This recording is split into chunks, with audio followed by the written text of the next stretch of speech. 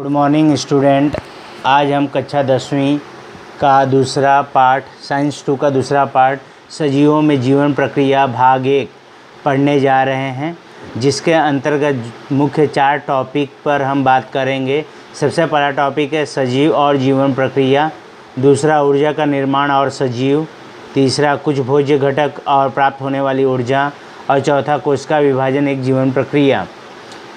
चलिए स्टार्ट करते हैं। थोड़ा याद करें, यहाँ पर कुछ 7 प्रश्न दिए गए हैं जो कि पूर्व कक्षाओं पर आधारित हैं। थोड़ा सा याद करिए तो क्या होता है। देखिए, भोज्य पदार्थ और उनमें समाविष्ट पोषक तत्व शरीर को किस प्रकार उपयोगी सिद्ध होते हैं। अर्थात भोज्य पदार्थ के अंतर्गत जो भी हम भोजन करते हैं उनमें जो समाविष्ट पोषक तत्व है वह शरीर के लिए क्या कार्य करते हैं, किस प्रकार से वो उपयोगी सिद्ध होते हैं, उसके बारे में। तो क्या होता है, देखिए शरीर में, सुनिए इसके बारे में। शरीर में खाद्य पदार्थों के पचने के पश्चात जो भी हम खाना खाते हैं वो पचता है। पचने के उपरांत उसका विलय पोषक तत्वों में होता है। रक्त द्वारा इन तत्वों को शरीर के प्रत्येक कोशिका तक ले जाया जाता है। शरीर की कोशिकाओं में पोषक तत्वों का ऑक्सीकरण होता है और ऑक्सीकरण होने के तत्पश्चात उसके कारण ऊर्जा उत्पन्न होती है, जो कि शरीर के विकास और वृद्धि के लिए अत्यंत महत्वपूर्ण है। तो यह जो है वह हमें भोज्य पदार्थ और उसमें समाविष्ट पोषक तत्व के द्वारा ही प्राप्त होते हैं। दूसरा है संतुलित आहार का शरीर के लिए क्या महत्व है। पहली बात तो संतुलित आहार, ये जो शब्द है इसका क्या मतलब है। संतुलित आहार से तात्पर्य जो हम पोषक पदार्थ लेते, पोषक तत्व लेते हैं, उसमें क्या क्या रहता है, जैसे कार्बोज, प्रोटीन, वसा, जीवन सत्व तथा खनिज लवण, ये उचित अनुपात में लेना ही संतुलित आहार कहलाता है। अब इसका शरीर के लिए क्या महत्व है, तो शरीर की ऊर्जा और पोषण के लिए संतुलित आहार की आवश्यकता होती है। इसीलिए शरीर का उत्तम स्वास्थ्य बनाए रखना है तो हमें संतुलित आहार लेते रहना चाहिए। तीसरा, स्नायु शरीर में कौन कौन से कार्य करते हैं। स्नायु मतलब मांसपेशियां हमारे शरीर में क्या क्या कार्य करते हैं, तो उसमें है हमारे शरीर में 3 प्रकार के स्नायु पाए जाते हैं। उसमें पहला है ऐच्छिक स्नायु, जो कि हमारी इच्छा अनुसार काम करते हैं। दूसरा है अनैच्छिक स्नायु, जो कि आंतरिक अंगों की गतिविधियों के ऊपर नियंत्रण रखते हैं, इनके ऊपर हमारा कोई भी नियंत्रण नहीं रहता। और तीसरा है हृदय स्नायु, जो कि हृदय के संचलन में नियंत्रित करते हैं। कार्बोज तथा प्रोटीन स्नायु में ही संग्रहित होते हैं। जो हम आहार में कार्बोज और प्रोटीन लेते हैं वो स्नायु पेशियों में ही संग्रहित होते हैं। चौथा है पाचन संस्था में पाचक रसों का क्या महत्व है। तो पाचक रसों का क्या महत्व है, तो इसके बारे में देखते हैं। पाचक रस में अनेक प्रकीर्णों का समावेश होता है। प्रकीर्ण उत्प्रेरक के रूप में कार्य करते हैं तथा शरीर में होने वाली रासायनिक अभिक्रिया की दर में वृद्धि करते हैं। आमाशय के पाचक रस पाचक क्षेत्र के पीएच मान को अम्लीय बनाते हैं, जबकि आंतों के पाचक रस पाचक क्षेत्र के पीएच के मान को क्षारीय बनाते हैं। तो पाचक रसों का बहुत ही अधिक महत्व है। पांचवा है मनुष्य के शरीर में बनने वाले अनुपयोगी पदार्थ शरीर के बाहर निकालने के लिए कौन सा संस्थान कार्यरत है। तो कौन सा संस्थान होता है, उत्सर्जन संस्थान। मतलब जो भी हम भोजन ग्रहण करते हैं उसका पाचन होता है। पाचन होने के पश्चात कुछ पदार्थ, वर्ज्य पदार्थ, जो अनुपयोगी पदार्थ होते हैं वो हमारे शरीर में बचे रहते हैं। ऐसे जो पदार्थ होते हैं वह शरीर के लिए हानिकारक होते हैं। तो ऐसे पदार्थों को शरीर से बाहर निकालने के लिए एक अंग संस्थान होता है, उसे हम उत्सर्जन संस्थान कहते हैं। उसी के द्वारा यह शरीर के बाहर किया जाता है। अगला क्वेश्चन है ऊर्जा के निर्माण की प्रक्रिया में रक्ताभिसरण संस्थान कैसे कार्य करता है। रक्ताभिसरण संस्थान मतलब रक्त कैसे ऊर्जा के निर्माण की प्रक्रिया में किस प्रकार से काम करता है। जैसे यहाँ पे बताया गया पोषक तत्व, भोजन का जो पाचन होता है, पाचन होने के बाद जो रक्त में वह मिलता है, तो कैसे क्या है इसके बारे में देखते हैं एक बार फिर से। रक्त परिवहन संस्थान के कारण पाचन संस्थान से ग्लूकोज तथा श्वसन संस्थान से ऑक्सीजन प्रत्येक कोशिका तक पहुंचाया जाता है। हृदय के संचलन द्वारा रक्त के लाल रक्त कण ऑक्सीजन का वहन करते हैं और प्रत्येक कोशिका में ऑक्सीजन की सहायता से ग्लूकोज के अणु ऑक्सीकरण अभिक्रिया द्वारा ऊर्जा का उत्पादन करते हैं। कहने का तात्पर्य यह है कि रक्त जो है वह ग्लूकोज या भोजन का जो पाचन होता है उसके द्वारा, और जो हम ग्रहण करते हैं ऑक्सीजन, वह जो होता है वह कोशिकाओं तक पहुंचाने का कार्य करता है। और ऑक्सीजन की सहायता से ग्लूकोज का जब ऑक्सीकरण होता है तो उसके कारण क्या होती है, ऊर्जा का निर्माण होता है। 7वां क्वेश्चन है, मनुष्य के शरीर के अंतर्गत चलने वाले कार्य कैसे नियंत्रित होते हैं और कितने प्रकारों से हैं। तो मानव शरीर के अंतर्गत चलने वाले कार्य, तो कार्य करने के लिए अलग अलग संस्थान हैं मानव शरीर के लिए। तंत्रिका संस्थान और अंतःस्रावी संस्थान, ये 2 संस्थान हैं। तंत्रिका संस्थान तथा रासायनिक समन्वय द्वारा शरीर के विभिन्न गतिविधियों के ऊपर नियंत्रण करते हैं और इन समन्वयों के द्वारा शरीर की सभी गतिविधियां नियंत्रित तथा क्रमशः चलती रहती हैं। तो थोड़ा याद करें में यह 7 क्वेश्चन था जो कि आपके पूर्व कक्षा पर आधारित था, उससे संबंधित हमने जानकारी प्राप्त की। अब चलते हैं सजीव और जीवन प्रक्रिया।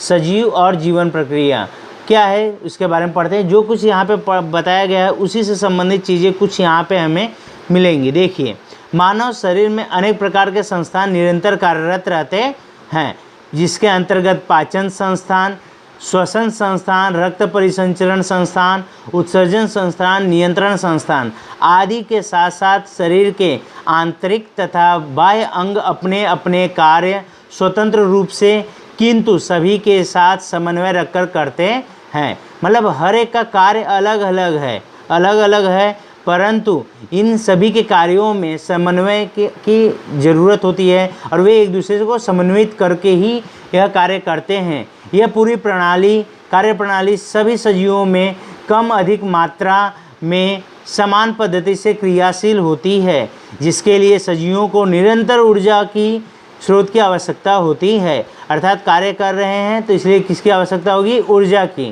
कार्बोज पदार्थ, स्निग्ध पदार्थ और प्रथिन, ये भोज्य पदार्थ इस ऊर्जा के प्रमुख स्रोत हैं। किसके कारण ऊर्जा प्राप्त होती है, कार्बोज पदार्थ, स्निग्ध पदार्थ और प्रथिन, इनके जो हम भोज्य घटक में इनका इस्तेमाल करते हैं उनके द्वारा ऊर्जा का निर्माण होता है।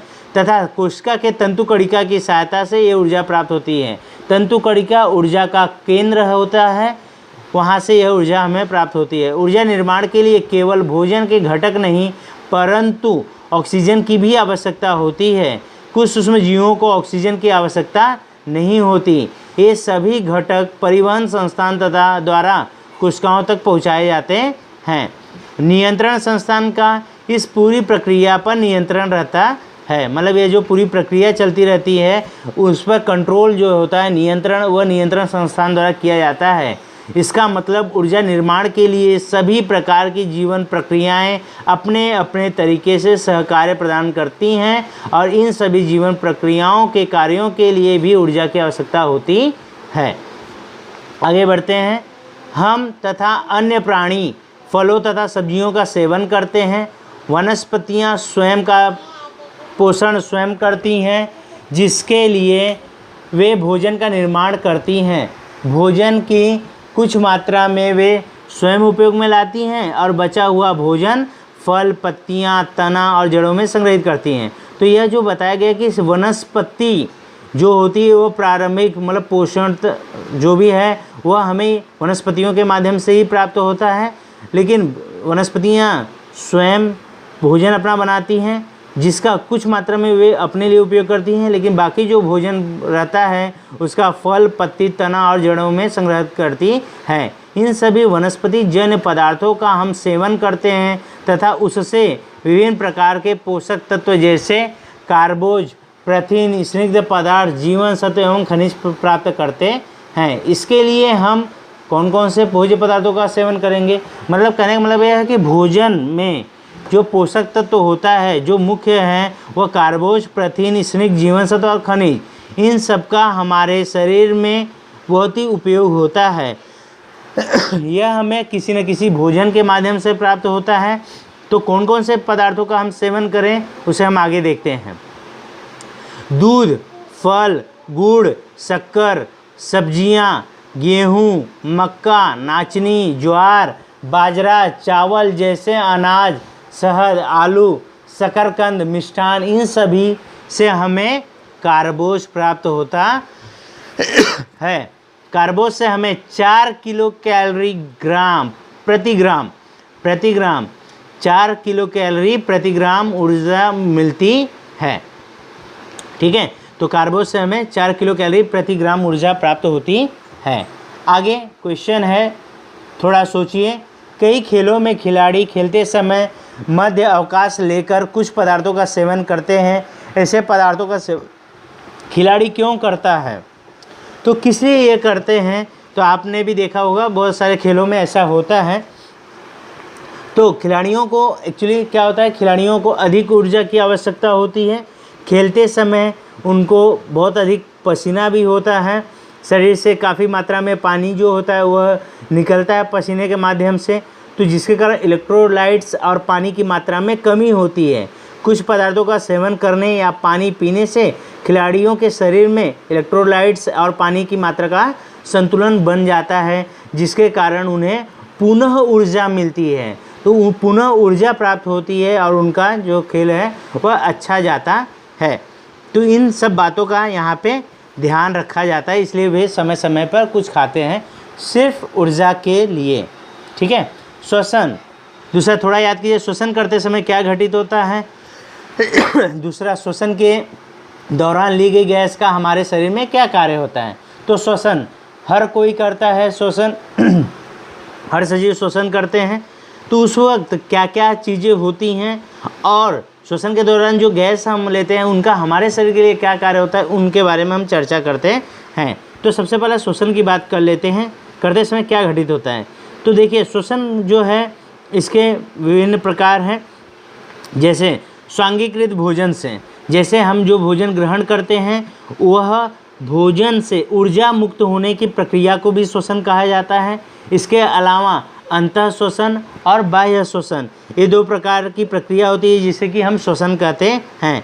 अंतः श्वसन के अंतर्गत क्या होता है कि हम हवा फेफड़े में प्रवेश करती है, जो बाहर की हवा है उसे हम जब ग्रहण करते हैं शरीर के अंदर, तब हवा में उपस्थित जो ऑक्सीजन होता है वह रक्त में प्रवेश करता है, जबकि कार्बन डाइऑक्साइड रक्त से बाहर निकलती है। बाह्य श्वसन में क्या होता है, बाह्य श्वसन द्वारा कार्बन डाइऑक्साइड बाहर निकाल दी जाती है और गैसों का यह आदान प्रदान फेफड़ों की कुपिकाओं के दीवार द्वारा किया जाता है। फेफड़े के अंतर्गत जो कुपिकाएँ होती हैं उन दीवार के द्वारा यह प्रक्रिया होती रहती है। दूसरी बात यह है, श्वसन के दौरान ली गई गैस का हमारे लिए क्या कार्य है उसके बारे में बात करें तो श्वसन के दौरान जो ली गई ऑक्सीजन गैस हम ग्रहण करते हैं, गैस लाल रक्त कण द्वारा प्रत्येक कोशिका में ले जाया जाता है। ठीक है। तंतु कणिका के अंतः भाग में कोशिकीय श्वसन होता है। ऊर्जा के उत्पादन के लिए भी ऑक्सीजन की आवश्यकता होती है।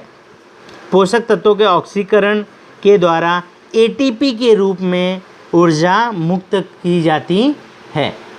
तो ये था इसका जवाब। अब आगे चलते हैं, सजीव और ऊर्जा का निर्माण। ठीक है, सजीव और ऊर्जा का निर्माण कैसे होता है, यहाँ पे देखिए कुछ यहाँ पे डायग्राम बना हुआ है। यहाँ नाक, मुख, स्वर यंत्र, श्वसन नलिका, मध्य पटल और ये देखिए फेफड़े के अंदर जो है यह कुपिकाएँ होती हैं, वायुकोश है। तो फेफड़े की वायुकोश, कुपिकाएँ, ये श्वास नली, ये फुफ्फुस फेफड़े का भाग है। तो निरीक्षण कीजिए, नीचे दी गई आकृति का निरीक्षण कर नामांकित कीजिए, उसके बारे में बता दिया गया है। सजीवों में श्वसन की क्रिया शरीर स्तर और कोशिका स्तर इन दोनों पे होती है। शरीर स्तर पर होने वाले श्वसन में ऑक्सीजन और कार्बन डाइऑक्साइड इन गैसों का शरीर में और आसपास के वायुमंडल में लेन देन होता है, जो कि अभी हमने चर्चा किया। कोशिका स्तर पर होने वाले श्वसन में भोज्य पदार्थों का ऑक्सीजन की सहायता से या ऑक्सीजन के बिना ऑक्सीकरण होता है। तो जैसा कि दो प्रकार मैंने बताया कि वहाँ पे हमने चर्चा की थी जो श्वसन हम करते हैं उसमें ऑक्सीजन गैस लेते हैं, कार्बन डाइऑक्साइड उच्छ्वास के रूप में छोड़ देते हैं। इसके अलावा जो भोज्य पदार्थ हम ग्रहण करते हैं वो कोशिका स्तर पर वह श्वसन होता है, उनका ऑक्सीजन की सहायता से या ऑक्सीजन के बिना ऑक्सीकरण ऑक्सीजन श्वसन क्रिया होती है। ठीक है, अब अगला बताइए, तो यहाँ पे 3 क्वेश्चन है।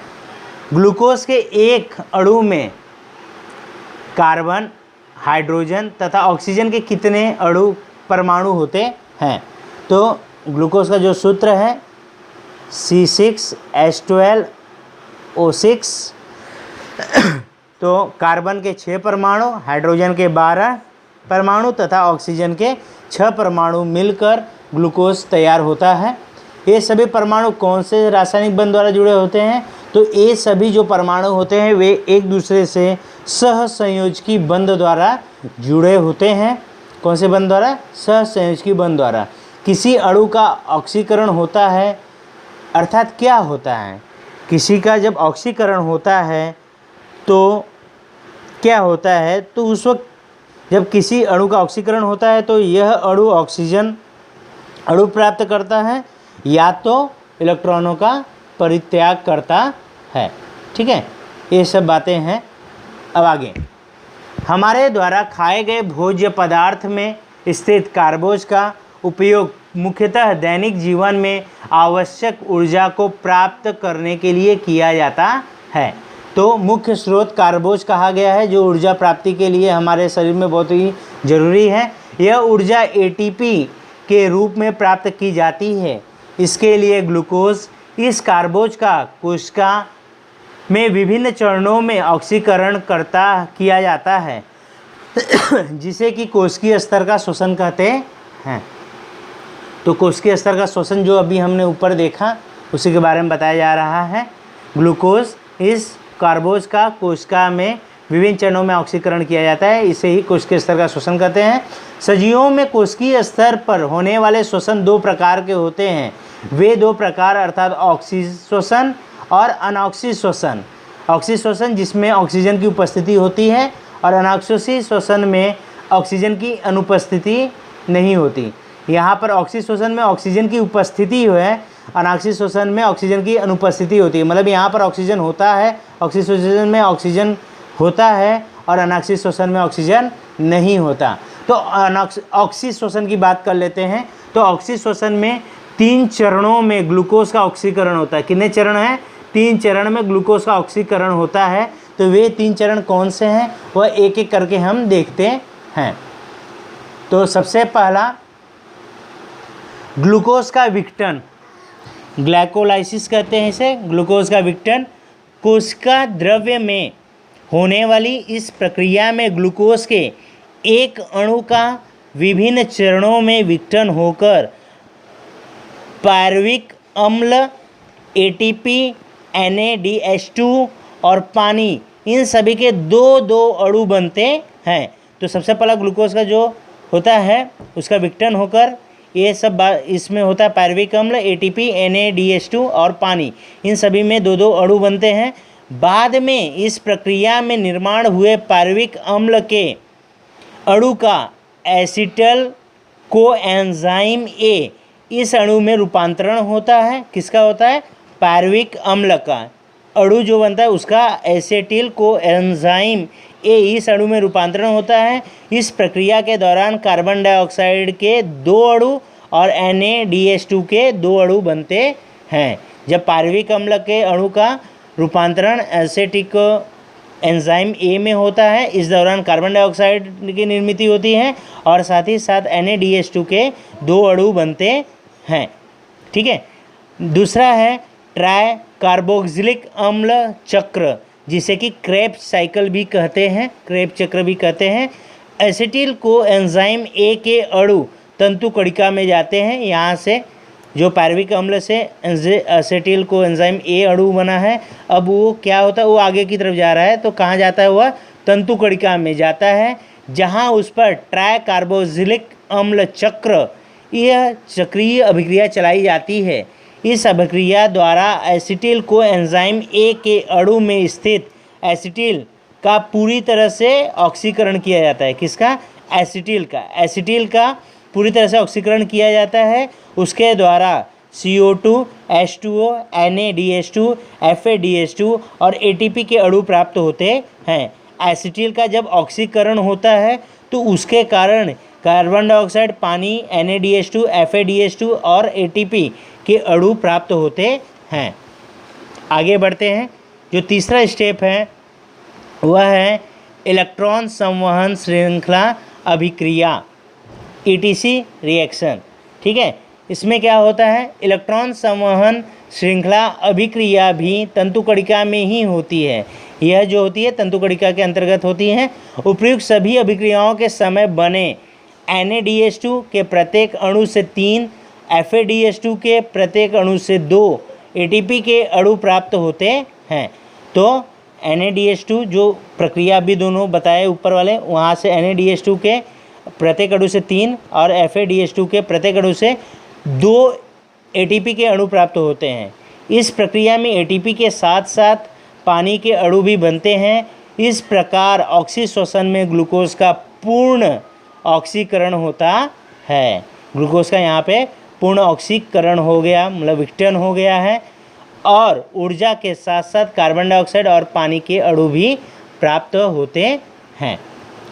ठीक है, अब यहाँ पे NaDH2 का क्या है full form? Nicotinamide adenine dinucleotide, और FADH2 का फ्लाविन एडेनाइन डाइन्यूक्लियोटाइड। ये प्रत्येक कोशिका में बनने वाले और कोशिका श्वसन में सहायता करने वाले 2 सहप्रकीर्णव हैं। ठीक है, ये जो है ये क्या है? कोशिका श्वसन में सहायता प्रदान करने वाले सहप्रकीर्णव है। अब ATP देख लेते हैं। ATP एडिनोसिन ट्राइफॉस्फेट, यह इसका फुल फॉर्म है। यह ऊर्जा से समृद्ध एक ऐसा अणु है जिसमें फास्फेट के 3 अणु एक दूसरे से जिस बंध द्वारा जुड़े होते हैं उसी बंधों में ऊर्जा संग्रहित होती है। तो फास्फेट के 3 अणु एक दूसरे से जिस बंध द्वारा जुड़े होते हैं उन्हीं बंधों में ऊर्जा संग्रहित होती है। इसका थोड़ा डायग्राम के द्वारा भी समझ लेते हैं। ये है ATP जो कि है ऊर्जा, और यहाँ पे डिस्चार्ज हुआ है। तो देखिए कैसे है, एडेनाइन राइबोज और ये ऊर्जा के फास्फेट, ये बंध है, और ये जो बंध है इन्हीं के द्वारा ऊर्जा, इन्हीं में ऊर्जा संग्रहित होती है। आगे जाकर जब यह प्रक्रिया होती है तो ये जो बंध होता है वही टूटता है, और जैविक फास्फेट मुक्त हुई ऊर्जा, तो ये ऊर्जा की निर्मित यहीं से होती है। उसी चीज़ को यहाँ पे बताया गया है। देखिए, इन ATP के अणुओं का कोशिका में आवश्यकता अनुसार संग्रह करके रखा जाता है।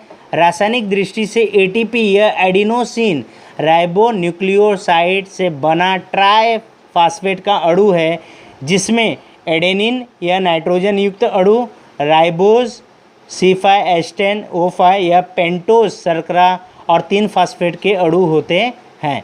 तो ठीक है, एडिसिन, यह एडेनिन, ये जो है यह किसका है? राइबोज, नाइट्रोजन युक्त अणु है जिसके अंदर राइबोज और यह पेंटोज शर्करा और ये 3 फास्फेट। ठीक है, इन्हीं से यह मिलकर बना है, ATP का है। ऊर्जा की आवश्यकता अनुसार ATP के फास्फेट अणुओं के बीच का बंध तोड़कर उसमें ऊर्जा प्राप्त की जाती है, इसलिए ATP को ऊर्जा का चलन कहते हैं। तो जैसे कि यहाँ पे आप देख रहे हैं। ठीक है, अब इसका कहाँ कहाँ कैसे उपयोग हो रहा है उसके बारे में देखते हैं थोड़ा।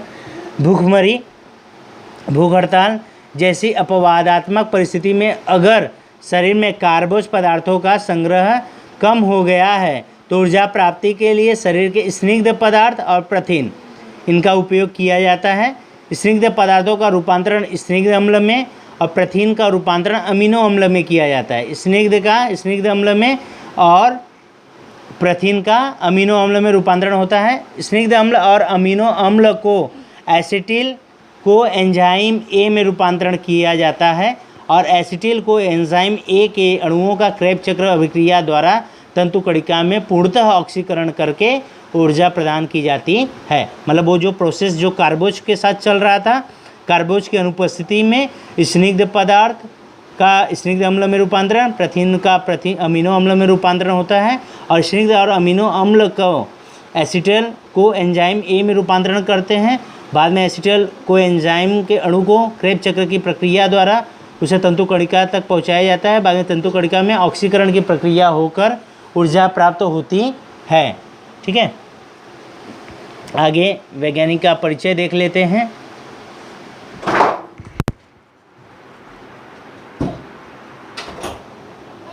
वैज्ञानिकों का परिचय देख लेते हैं।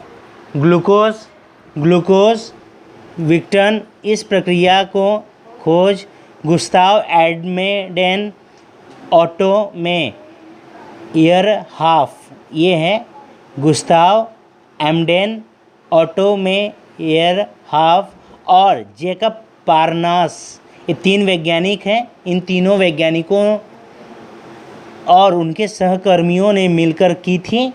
इसके लिए उन्होंने स्नायु पर प्रयोग किया था। इसलिए ग्लाइकोलाइसिस अभिक्रिया को एम्बेडेन में एयरहाफ पारनास पाथवे, मतलब ये तीनों वैज्ञानिक का यहाँ पे नाम लिया गया है और वो पाथवे भी कहते हैं। तो ग्लाइकोसिस अभिक्रिया को एब्डेन में एयरहाफ पारनास पाथवे यह भी कहा गया है। ट्राई कार्बोक्सिलिक अम्ल चक्र, यह चक्रीय अभिक्रिया सर हेंस क्रेब ने खोजी, इसलिए इस चक्रीय अभिक्रिया को क्रेब चक्र से भी संबोधित करते हैं। इस खोज के लिए उन्होंने 1953 में नोबेल पुरस्कार दिया गया था। ठीक है, अब यहाँ पर 2 डायग्राम आप देख सकते हैं। कार्बो पदार्थ, स्निग्ध पदार्थ और प्रथिनों का ऑक्सीशोषण करके ऊर्जा प्राप्त की अभिक्रिया है, और दूसरा है कोशिकाओं में होने वाले अनऑक्सीशोषण। ये ऑक्सीशोषण का है, ये अनऑक्सीशोषण का है।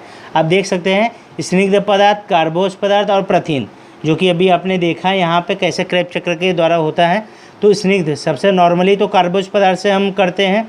कार्बोज पदार्थ पहला मुख्य घटक है हमारा ऊर्जा के स्रोत के लिए। तो कार्बोज का ग्लूकोज में विघटन होता है, ग्लूकोज से पार्विक अम्ल में, और पार्विक अम्ल का एसिटिल को एंजाइम ए में रूपांतरण, और उसके बाद उसका क्रेब चक्र की प्रक्रिया, और क्रेब चक्र के बाद जैसा आपने देखा तीसरे स्टेप में एटीपी का जो है ऊर्जा का निर्माण, मतलब कार्बन डाइऑक्साइड, पानी और ऊर्जा ये होती है।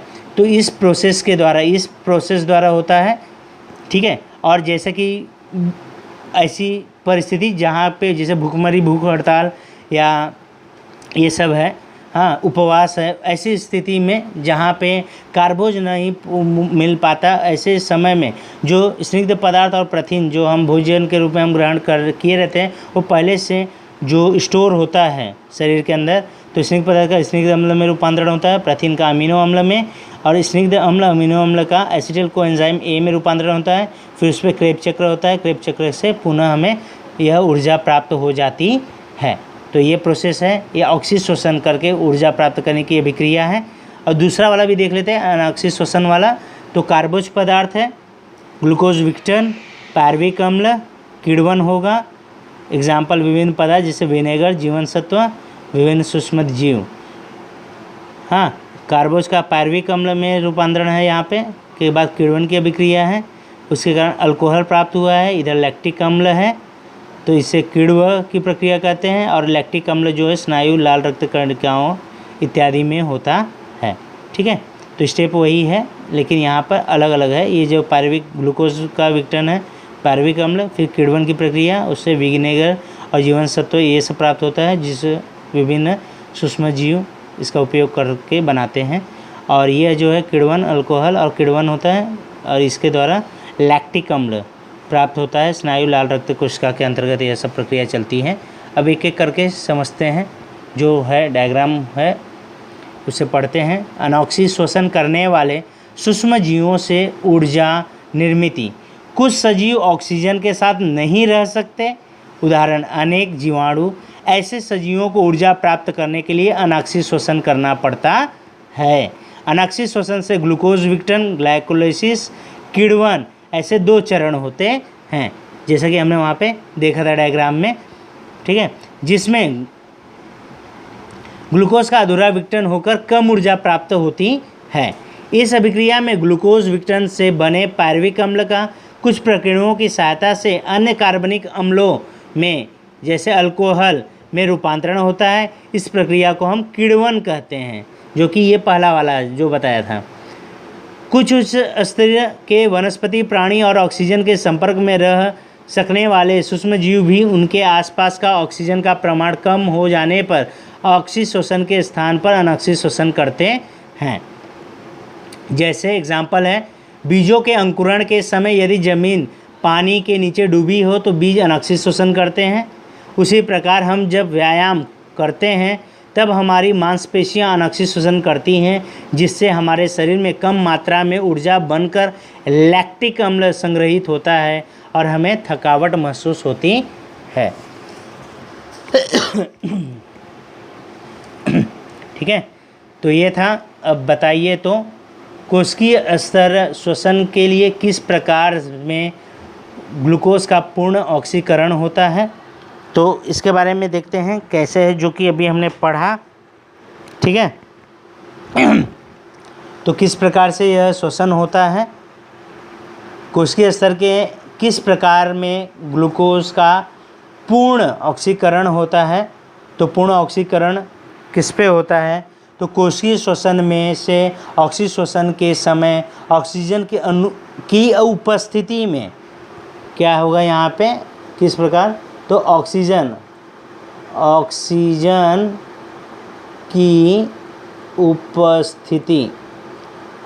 की उपस्थिति में ग्लूकोज का पूर्ण ऑक्सीकरण होता है। दूसरा है, ग्लूकोज के संपूर्ण ऑक्सीकरण के लिए किस कोशिका के किस अंग की आवश्यकता होती है, तो तंतुकणिका। किसकी, तंतुकणिका की आवश्यकता होती है। आगे का जो टॉपिक है, भोजन के विभिन्न घटकों द्वारा प्राप्त होने वाली ऊर्जा को हम अगली कक्षा में अगले वीडियो में पढ़ेंगे। धन्यवाद।